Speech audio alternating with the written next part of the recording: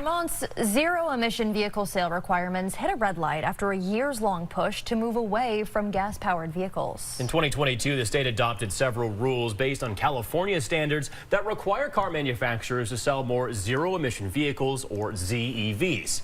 Starting in 2026, they need to meet specific sale targets for zero-emission passenger vehicles, trucks, and buses. By 2035, light zero-emission car and truck sales would need to hit 100%. However, Governor Phil Scott recently hit the brakes on those requirements. Channel 3 Sophia Thomas is live in South Burlington now to explain why and what it means for Vermont's build-out. Sophia? John and Alyssa, Vermont car dealerships are under less pressure to get electric vehicles like this off the lot. They tell me it's a weight off their shoulders.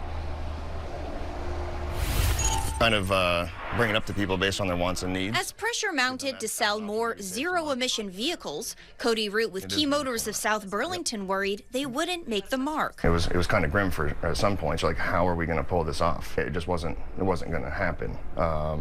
We are one of the top EV dealers in the zone for Chevrolet EV sales, and we weren't even close to those numbers. Car dealerships across Vermont expressed the same fears. Some say manufacturers push them to sell ZEVs before internal combustion engine vehicles, something Vermont's rules don't require. State leaders say that fueled Governor Scott's decision to pause ZEV sale requirements. The concerns being raised by dealers were if they were unable to sell that EV ratio, then they would see declining inventory of internal combustion engine vehicles available on their lots and to Vermonters. But some climate experts argue a full pause isn't the solution. Ben Edgerly-Walsh with Vermont Public Interest Research Group believes Governor Scott could have just paused requirements for zero-emission trucks and buses, a newer market with less demand. It's something other states have done to keep passenger ZEV sales moving. It's very clear that manufacturers could actually meet these rules. The state's own data shows some car manufacturers have already met the 2026 requirement for passenger vehicles. The state says they're still pushing manufacturers to sell ZEVs. But Edgerly-Walsh says that might not be enough to keep manufacturers and Vermont's climate goals on track. By delaying enforcement in the near term, there's a very real chance that the Scott administration's